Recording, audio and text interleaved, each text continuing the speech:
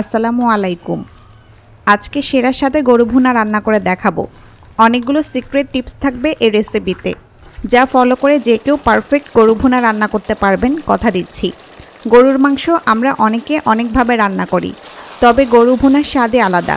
আমার স্টেপগুলো ফলো করলে সেই রিয়েল স্বাদটাই পাবেন। খেয়ে সবাই প্রশংসা করবে ইনশাল্লাহ। অনেক সহজভাবে সাজিয়েছি রেসিপিটা, যাতে নতুনরাও বুঝতে পারেন। কথা না বাড়িয়ে চলুন ডিটেলভাবে দেখিয়ে দিই রেসিপিটি। গরু ভুনা রান্নার জন্য এখানে আমি 1 কেজি গরুর মাংস নিয়েছি। এখানে হাড় চর্বি সবই আছে। মাংসগুলো ভালোভাবে পরিষ্কার করে ধুয়ে পানি ঝরিয়ে নিয়েছি। আর মাংসগুলো দেখেই বুঝতে পারছেন বেশ ফ্রেশ। তো এখন আমি মাংসগুলোতে কিছু মশলা দিব। প্রথমে দিচ্ছি 1 টেবিল চামচ রসুন বাটা। এরপর দিচ্ছি আদা বাটা। আদা বাটা দিচ্ছি 1.5 টেবিল চামচ। মাংস রান্নায় আদা বাটা একটু বেশি দিতে হয়, আর আমি 1 কেজি মাংসের জন্য এই উপকরণগুলো দিচ্ছি।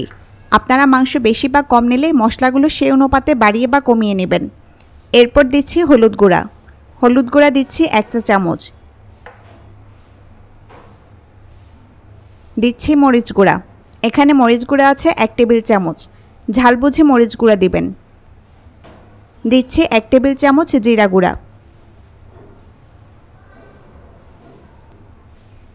এখানে ধনিয়া গুঁড়া আছে 1 টেবিল চামচ, দিয়ে দিচ্ছি। এখন কিছু গরম মশলা দিব। এখানে আমি নিয়েছি 20-22টার মতো কালো গোলমরিচ, 2 টুকরা দারচিনি, 5টা লং, আর আছে 4টা এলাচ। এলাচগুলো একটু ফাটিয়ে নেবেন। সবগুলো মশলা দিয়ে দিচ্ছি। এলাচ ফাটিয়ে নিলে সহজে ফ্লেভারটা বের হতে পারে। 3টা তেজপাতা মাঝখান দিয়ে চিড়ে দিয়ে দিচ্ছি। এখন একটু তেল দিব। এখানে আমি সরিষার তেল নিয়েছি। গরুর মাংস ভুনাটা সরিষার তেল দিয়ে করলে বেশি মজার হয়, তবে সাধারণ রান্নার তেল দিয়েও করতে পারেন, কোনো সমস্যা নেই। 2 টেবিল চামচ সরিষার তেল দিয়ে দিলাম। এখন পরিষ্কার হাত দিয়ে মাংসের সাথে সবগুলো মশলা মেখে নিব।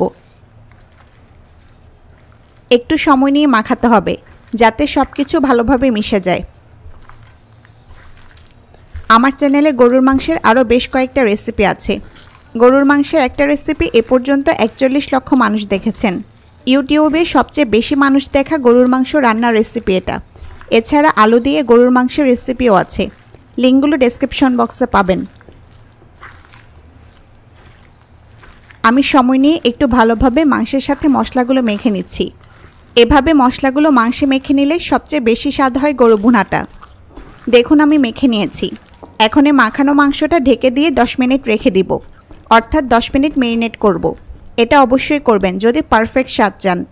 মেরিনেট হতে থাকুক, চলুন আমরা মূল রান্না শুরু করি। চুলায় একটা হাঁড়ি বসিয়ে দিলাম। চুলার মিডিয়াম আঁচে হাঁড়িটা গরম করছি।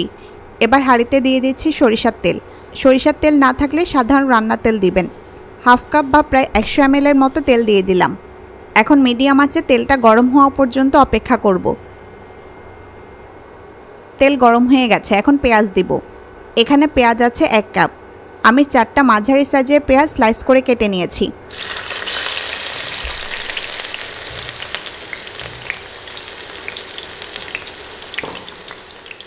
এখন নেড়ে নেড়ে পেঁয়াজ ভেজে নেব। পেঁয়াজটা দেওয়ার পর দেখেছেন তেল থেকে ফেনা উঠেছে। সরিষার তেল যদি ঘানিতে ভাঙা খাঁটি হয় তাহলে ফেনা উঠবে, এটা স্বাভাবিক। আর কিছুক্ষণ পর ফেনাটা চলে যাবে। নেড়ে নেড়ে পেঁয়াজটা ভেজে নিচ্ছি। কিছুক্ষণ পরপর নেড়ে প্রায় 3 মিনিটের মতো পেঁয়াজগুলো ভেজে নিয়েছি। পেঁয়াজ ভাজতে ভাজতে বাদামি করে ফেলা যাবে না। দেখুন আমি পেঁয়াজগুলো কতটা ভেজেছি। পেঁয়াজের কালার হালকা চেঞ্জ হতে শুরু করেছে। এই পর্যায়ে মেরিনেট করা মাংসটা দিয়ে দেব।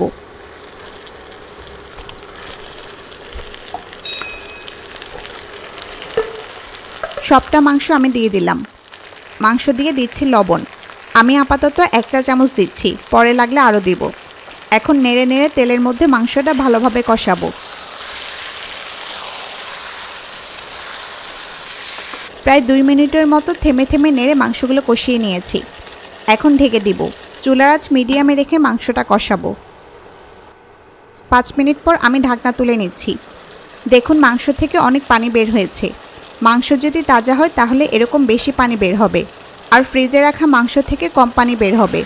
আমি আবারও ভালোভাবে নেড়ে দিচ্ছি, যাতে হাঁড়ির তলায় না লেগে যায়। এই কষানোর উপর মাংসের স্বাদ নির্ভর করে। যত ভালোভাবে মাংসটা কষাবেন রান্নার স্বাদ তত ভালো হবে। এখন আবারও ঢেকে দেব। চুলার আঁচ মিডিয়ামেই থাকবে। আবারও ঢাকনা তুলে নিচ্ছি। 15 মিনিট ধরে আমি একটু পরপর নেড়ে দিচ্ছি, আবার ঢেকে দিচ্ছি। এভাবে মাংসগুলো কষাচ্ছি। এখন আর ঢাকবো না। নেড়ে নেড়ে আরও কিছুক্ষণ মাংসটা কষিয়ে নেব। এভাবে কষালে গরুর মাংস দ্রুত সেদ্ধ হবে। কষানোর ক্ষেত্রে কোনো তাড়াহুড়া করা যাবে না। একটু সময় নিয়ে চুলার পাশে দাঁড়িয়ে থেকে রান্নাটা করতে হবে। ঢাকনা তুলে আমি আরও 5 মিনিট নেড়ে নেড়ে মাংসটা কষিয়ে নিয়েছি। মোট 20 মিনিট ধরে মাংসটা কষাচ্ছি। আর এ পর্যায়ে মাংস থেকে যে পানিটা বের হয়েছিল তা শুকিয়ে গেছে। আপনারাও পানিটা শুকিয়ে আসা পর্যন্ত অন্তত 20 থেকে 25 মিনিট এভাবে মাংসটা কষিয়ে নেবেন। এখন আর কষানো যাবে না। এখন মাংসটা হাঁড়ির তলে লাগতে শুরু করবে। এ পর্যায়ে পানি দিতে হবে। পানি দিয়ে মাংস পুরোপুরি সেদ্ধ করে নিতে হবে। তবে গরু ভুনা রান্নার সময় একেবারে বেশি পানি দেওয়া যাবে না। আমি কতটুকু পানি দিচ্ছি খেয়াল করুন। আমি প্রায় 500 ml মতো পানি দিয়ে দিলাম। একেবারে বেশি পানি না দিয়ে 3 বারে বা 4 বারে পানি দিয়ে মাংসটা সেদ্ধ করে নিতে হবে। একটু নেড়ে দিচ্ছি। পানি দিয়ে চুলার আঁচ মিডিয়াম থেকে বাড়িয়ে হাই করে দিতে হবে। আর যে পানিটা দিয়েছি তা কিন্তু ফুটন্ত গরম পানি হতে হবে। কোনোভাবেই ঠান্ডা পানি দেওয়া যাবে না। এখন ঢেকে কিছুক্ষণ রান্না করব।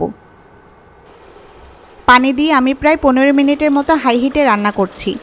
আর আমি এর মাঝে ঢাকনা তুলে কয়েকবার নেড়ে দিয়েছিলাম। দেখুন পানিটা কমে এসেছে। একটু ভালোভাবে নেড়ে দিচ্ছি। মাংস এখনও পুরোপুরি সেদ্ধ হয়নি, আরও রান্না করতে হবে। এ পর্যায়ে আমি আরও কিছুটা পানি দিব। আমি আরও কিছুটা গরম পানি দিয়ে দিলাম। আশা করি এ পানিতে মাংস পুরোপুরি সেদ্ধ হয়ে যাবে। নেড়ে দিচ্ছি। আবারও ঢেকে দিয়ে কিছুক্ষণ রান্না করব। চুলার আঁচ মিডিয়ামে থাকবে।